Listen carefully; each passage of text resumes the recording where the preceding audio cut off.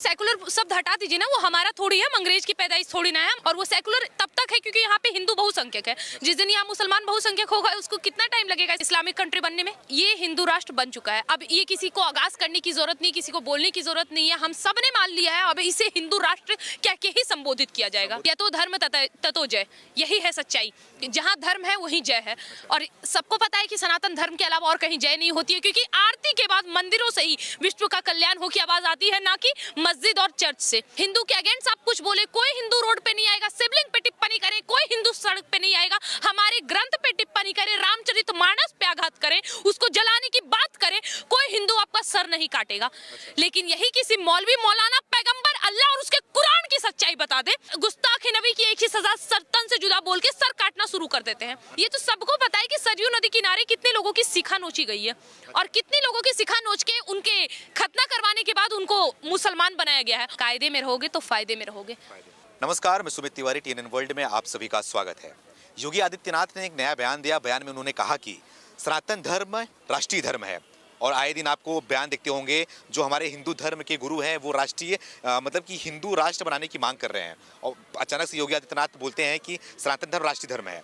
इसी मुद्दे पर बात करने के लिए हमारे साथ में हिंदू शेरनी के नाम से पॉपुलर खुशबू पांडे जी जुड़े हुए हैं। उनसे जानने की कोशिश करते हैं, बात करते हैं कि वाकई में एक भारत हिंदू राष्ट्र बन सकता है या फिर इसमें अड़चने हैं। स्वागत है आपका। धन्यवाद। खुशबू जी, ये बताइए कि अब मांग उठने लगी अचानक से कि भारत को हिंदू राष्ट्र बनाना है। बनाना नहीं है, अब है, हिंदू राष्ट्र है, हम लोगों ने मान लिया है। और सेकुलर राष्ट्र बताते हैं। नहीं, सेकुलर शब्द हटा दीजिए ना, वो हमारा थोड़ी है, हम अंग्रेज की पैदाइश थोड़ी ना है। हमारे देश में ऋषि मुनियों की है, ऋषि मुनि की वजह से जाना जाता है, उनकी तपस्या की वजह से जाना जाता है, किसी मौलवी मौलाना की वजह से थोड़ी ना। सेकुलर हमारा शब्द है ही नहीं, उसको हटा दिया जाए। और वो सेकुलर तब तक है क्योंकि यहाँ पे हिंदू बहुसंख्यक है। जिस दिन यहाँ मुसलमान बहुसंख्यक होगा उसको कितना टाइम लगेगा ये इस्लामिक कंट्री बनने में। अच्छा, तनिक भी टाइम लगेगा क्या? नहीं। ये हिंदुओं की सबसे बड़ी दुर्लभता है, जो इसको हिंदू राष्ट्र बनने में जो परेशानी कर रहे हैं कुछ हिंदू ही। मैं सारे मुसलमानों की बात नहीं कर रही हूँ, कुछ हिंदू ही। और ये हिंदू राष्ट्र बन चुका है। अब ये किसी को आगाज करने की जरूरत नहीं, किसी को बोलने की जरूरत नहीं है, हम सब ने मान लिया है। अब इसे हिंदू राष्ट्र कह के ही संबोधित किया जाएगा। संबोधित करेंगे जी। योगी आदित्यनाथ जो अभी तक कभी ऐसा बयान नहीं दिए थे, उन्होंने नया बयान दिया जिसमें उन्होंने बोल दिया कि जो सनातन धर्म है वो राष्ट्रीय धर्म है। क्या सिग्नल है इसका? या तो धर्म ततो जय, यही है सच्चाई। जहाँ धर्म है वहीं जय है। और सबको पता है कि सनातन धर्म के अलावा और कहीं जय नहीं होती है, क्योंकि आरती के बाद मंदिरों से ही विश्व का कल्याण हो की आवाज आती है, ना कि मस्जिद और चर्च से। अच्छा। तो क्यों ना हो हमारा धर्म बड़ा, और सनातन धर्म ही राष्ट्रीय धर्म क्यों ना हो। अच्छा। हम देखिए, हमारे देश की प्राचीन भाषा संस्कृत है ना, संस्कृत है।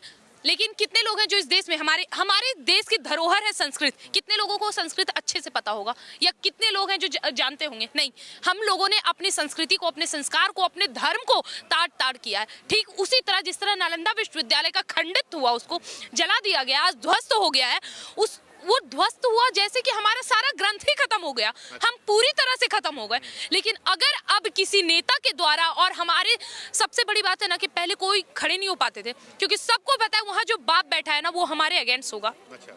पर आज हमको ये पता है कि हम हिंदू धर्म के लिए कुछ भी कहें, उनके समर्थन में अब कह सकते हैं, हिंदुत्व के लिए खुल के बोल सकते हैं, हिंदू धर्म के लिए खुल के बोल सकते हैं, क्योंकि सब समर्थन करने वाले वहाँ योगी और मोदी बैठे हुए हैं। जी। ये बताइए कि ठीक है, मोदी सरकार को 9 साल पूरे हो गए हैं, लेकिन अभी तक क्यों नहीं बना? अब सवाल ये उठता है कि आगे क्या ये वो है कि आगे चल के वो बना ही देंगे हिंदू राष्ट्र? ये भी तो गारंटी नहीं है ना कुछ। बिल्कुल आप सही कह रहे हैं। मैं एक बात बता दूं कि आपको पता है हम हिंदू हैं, और हिंदू की सबसे बड़ी बात क्या है पता है? हम में सहनशीलता बहुत होती है, और हम हिंदुओं की सहनशीलता की वजह से हमने अपना इतना बड़ा जो भारत, अखंड भारत था, वो खंडित पाया है। और हिंदुओं की सहनशीलता की वजह से सभी लोगों को पता था कि अगर यहाँ पे ऐसा कुछ होता है, कुछ भी हो, हिंदू के अगेंस्ट आप कुछ बोले, कोई हिंदू रोड पे नहीं आएगा, शिवलिंग पे टिप्पणी करे, कोई हिंदू सड़क पे नहीं आएगा, हमारे ग्रंथ पे टिप्पणी करे, रामचरितमानस पे आघात करे, उसको जलाने की बात करे, कोई हिंदू आपका सर नहीं काटेगा। लेकिन यही किसी मौलवी, मौलाना, पैगंबर, अल्लाह और उसके कुरान की सच्चाई बता दे तो उन लोगों को काटने लगेंगे। वो लोग गुस्ताखी नबी की एक ही सजा, सरतन से जुदा बोल के सर काटना शुरू कर देते हैं। आपको पता है सरकार ने अभी तक क्यों नहीं हिंदू राष्ट्र घोषित किया है? क्योंकि उनको पता है पहले जो बागेश्वर धाम में बड़ी अच्छी तरीके से हो रहा है, अपने आदमी को पहले अपने पास बुलाओ। वो मुसलमान थोड़ी है, पठान और मुगलों को छोड़ के कोई मुसलमान नहीं है। ये तो सबको पता है कि सरयू नदी किनारे कितने लोगों की शिखा नोची गई है, और कितने लोगों की शिखा नोच के उनके खतना करवाने के बाद उनको मुसलमान बनाया गया है और वहीं से इस देश में मुसलमान बन गए। तो पहले अपना प्रथम कार्य करें। क्या फायदा मार काट करके, या फिर क्या फायदा उनको मुसलमान बता के किसी और कंट्री में भेजने का। हमारे जो देश के हैं वो इसी देश में रहे ना, केवल पठान और मुगल, जैसे कि असउद्दीन ओवैसी भी कहते हैं कि हमें मुगलों से ना जोड़ो, मुगलों से हमारा कोई वास्ता नहीं। तो अगर उनका वास्ता नहीं है तो इसका मतलब ये है कि वो भी हमारे हैं। हम तो असउद्दीन ओवैसी पे भी दावा ठोकते हैं कि वो भी सनातन धर्म के ही हैं। जी बिल्कुल। तो आप किसी और की तो बात ही नहीं कर सकते। बस यही रीजन है, क्योंकि सरकार को भी पता है कि पहले अपने लोगों को अपने पक्ष में ले, जो अपने लोग हैं। देश के दोगले हिंदू भी हैं, वो तो एक बार में ठिकाने लग जाएंगे। मैं तो ये कह रही हूँ कि अभी मुसलमानों के अगेंस्ट मत जाओ, पहले अपने देश में जो ये बैठे दोगले हिंदू हैं, जो कभी रामचरितमानस और राम पे सवाल उठाते हैं, पहले उनको ठिकाने लगाओ। अच्छा, लेकिन हमारे देश का जो संविधान है, संविधान को मानना पड़ेगा। और संविधान बोलता है कि सेकुलर देश है, हिंदुओं का भी है, मुसलमानों का भी है। ऐसे कैसे हो जाएगा कि फिर इस्लामिक कंट्री या फिर हिंदू कंट्री? चलिए, संविधान के बहुत बड़े ज्ञाता हैं और आज संविधान की उच्च कोटि पे उनका दर्जा है, डॉक्टर भीमराव अम्बेडकर। ठीक है, उन्होंने भी एक बात कही थी अपने पुस्तक में कि मैं इस देश का जब बंटवारा हो रहा था उस टाइम भी उन्होंने जिक्र किया था कि मैं बंटवारे का समर्थन तभी करूंगा जब सारे के सारे मुसलमान पाकिस्तान चले जाए। ऐसा हुआ? नहीं हुआ। संविधान में भी उन्होंने एक चीज का और जिक्र किया है जिसका भी बहुत गलत तरीके से प्रस्तुत किया गया, अधम जात में विद्या पायो भयु यथा अहि दूध पिलायो, जिसका अर्थ होता है कि यदि किसी शूद्र को शिक्षा देने का घात उतना ही होता है जितना कि किसी सांप को दूध पिलाने का। और ये बात डॉक्टर भीमराव अंबेडकर, मैं अपने ग्रंथ का बात अभी इसलिए नहीं जोड़ूंगी क्योंकि मुझे पता है इस देश के बुद्धिजीवी वो तो मानेंगे नहीं, लेकिन डॉक्टर भीमराव अंबेडकर को तो मानेंगे। उन्होंने ये बात कही है अपने पुस्तक में कि जो शूद्र का जिक्र वैदिक काल में हुआ और जो शूद्र अभी वर्तमान समय में, उनका आपस में कोई कनेक्शन नहीं। ये दिखाते हैं मीडिया वाले या ये सच्चाई बताते हैं लोग? नहीं, इन लोगों को जानकारी किसी चीज के बारे में नहीं है, इन लोगों को करना कुछ नहीं है, केवल टिप्पणी करना है। और जब बात हिंदू राष्ट्र की होगी, मैं कहती हूँ हिंदू राष्ट्र है, ये है अभी से हिंदू राष्ट्र। और जो हमारे धर्म पे टिप्पणी करता है उनको खत्म कर दिया जाए एकदम साफ तौर पे, क्योंकि अगर ये लोग मरेंगे नहीं ना तो हमारे धर्म का इसी तरह बदनामी होते रहेगा। और चाहे वो शिक्षा मंत्री, माफ करिएगा मैंने शिक्षा मंत्री कह दिया, क्योंकि ऐसे शिक्षा मंत्री होने नहीं चाहिए। अगर ये शिक्षा मंत्री है क्या, 420 का आरोपी है ये, और यहाँ इंदिरा गांधी एयरपोर्ट में उनको पकड़ा भी गया है गोली ले जाते हुए। ठीक है, ये बन गए हमारे बिहार के शिक्षा मंत्री और रट्टू तोता की तरह आए और आके अपने बयान को रख दिया। और एक है हमारे यूपी के योगी आदित्यनाथ मौर्य जी, स्वामी प्रसाद मौर्य, उन्होंने भी तो कुछ और ही बयान कर दिया। उनको, उनके नजर में भी रामचरितमानस को बैन करना चाहिए। हाँ, रामचरितमानस को बैन करना चाहिए। तो एक बात बताइए, कुरान को कब बैन कर रहे हैं? क्योंकि रामचरितमानस तो आपको टीवी पे दिख जाएगी, लेकिन आपको पता है कुरान कहाँ दिखेगी? क्योंकि उसमें जितने चीज बताए गए हैं और जिसका जिक्र अभी कुछ दिन पहले नुपुर शर्मा ने भी किया था कि किस तरह अल्लाह पैगंबर का जिक्र करके, जैसा कि हमारे शिवलिंग पे गलत टिप्पणी हुआ, तो सुनो, अगर हमारे शिवलिंग और हमारे महादेव, हमारे 33 कोटि देवी देवताओं के खिलाफ एक शब्द भी बोलोगे तो तुम वाले यहाँ लाखों हिंदू खड़े हैं और वो सब खड़े हैं जो हमारे देश के साधु संत हैं। मैं उनसे आग्रह करना चाहूंगी कि वो सब सड़क पे आए। क्यों सड़क पे आने का मतलब ये नहीं है कि CNRC जैसा करना और देश की संपत्ति को जला देना।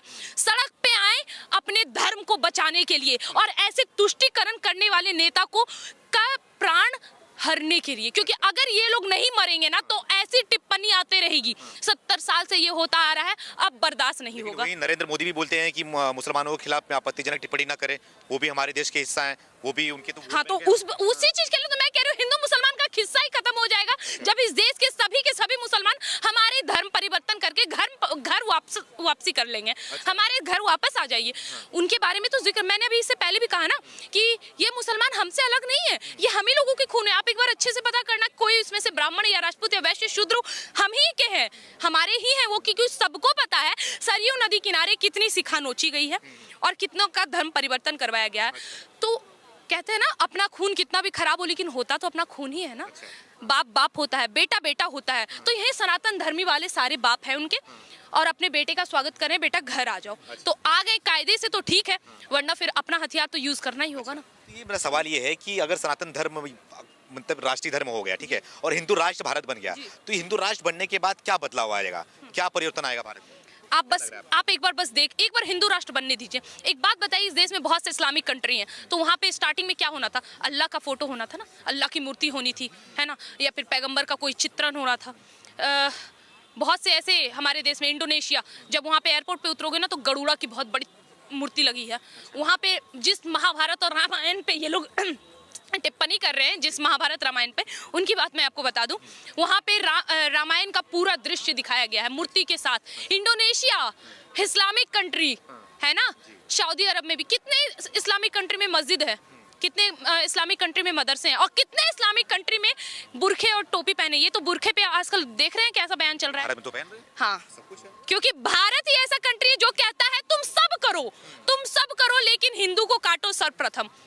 ये सिलसिला चलता आ रहा था और अभी इसको रोकने का प्रयास हो रहा है इस सरकार के द्वारा, जिनका भी आप जिक्र कर रहे हैं कि उनका 9 साल पूरा हो गया। भारतीय जनता पार्टी ये हमेशा से उनको रोकने का कार्य कर रही है। और दूसरी नंबर बात, नरेंद्र मोदी जी की टिप्पणी ये है ना कि आप मुसलमानों के, अब सही बोल रहे हैं, हम मुसलमानों के अगेंस्ट नहीं, वो तो अपने भाई हैं, वो हिंदू हैं, उनसे ये कह रहे हैं कि आप मुसलमानों के अगेंस्ट ना बोलो, अपने बेटे के खिलाफ किसी और के पास नहीं बोलना चाहिए, वो हमारे अपने हैं।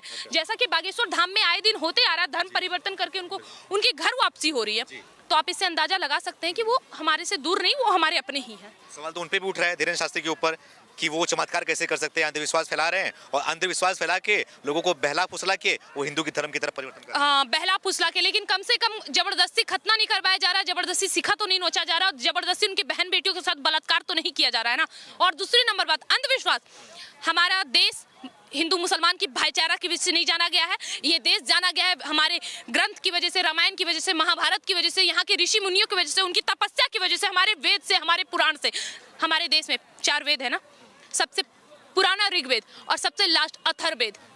अथर्ववेद में इन सभी विद्याओं के बारे में जानकारी दी गई है। अब मुझे एक बात बताइए कि किस कुरान में और किस बाइबल में वो जो झाड़ फूक करते हैं उसके बारे में जानकारी दी गई है। अब मुझे एक बात बताइए, जिसका जिक्र खुद वैदिक काल से होता आ रहा है, उसको ये अंधविश्वास कहते हैं, है ना। अब मुझे एक बात बताइए कि ये अभी 2 साल पहले अमेठी में एक मौलवी ने अपने साले के साथ मिलकर मदरसा में पढ़ने वाली एक बच्ची के साथ बलात्कार किया और उसको झांसा ही है दिया कि उसपे भूत और पिशाच है। अच्छा। अंधविश्वास कौन फैला रहा है? और वो मौलवी आज कहाँ है? क्या वो जेल में है? और ऐसी बहुत सी घटना, आगरा में 10 साल की बच्ची के साथ बलात्कार किया गया, वो भी मौलवी जिसने हरे रंग का पहन रखा है। क्या वो जेल में है? नहीं है। लेकिन हर वक्त भगवा रंग को टारगेट किया जा रहा है, ऐसा क्यों? अच्छा। आप खुद सोचिए ना, भगवा रंग को बदनाम करने की ये सब साजिश चल रही थी। अच्छा। लेकिन अब धीरेन्द्र शास्त्री इन सब के पिताजी हैं। अच्छा, इन सब पे वो भारी पड़ गए हैं। भारी पड़ेंगे। लेकिन ये बताइए कि जब हिंदू राष्ट्र अगर भारत बन जाएगा तो मुसलमानों के साथ में क्या होगा? मतलब घोषित हो जाएगा तो मुसलमानों को क्या भगा दिया जाएगा यहाँ से भारत में? उनको रहने का हक नहीं मिलेगा? अब आपको तो पता है, अगर हम ये कर सकते तो अभी तक हमारा भारत ये जो खंडित हुआ पड़ा है उसको अखंड भारत बना दिए होते। हम हिंदुओं में यही तो सबसे बड़ी खूबी है कि हम ऐसा नहीं करेंगे। रहो हिंदुस्तान में, इस आर्यवर्त में, माफ करेगा मैंने हिंदुस्तान बोल दिया, अब तो जब हिंदू राष्ट्र बन चुका है तो इसका नाम भी आर्यवर्त ही पड़ेगा तो ज़्यादा बढ़िया होगा। इस आर्यवर्त में हर किसी को रहने की अनुमति है। कायदे में रहोगे तो फायदे में रहोगे, वरना बहुत गंदे जाओगे।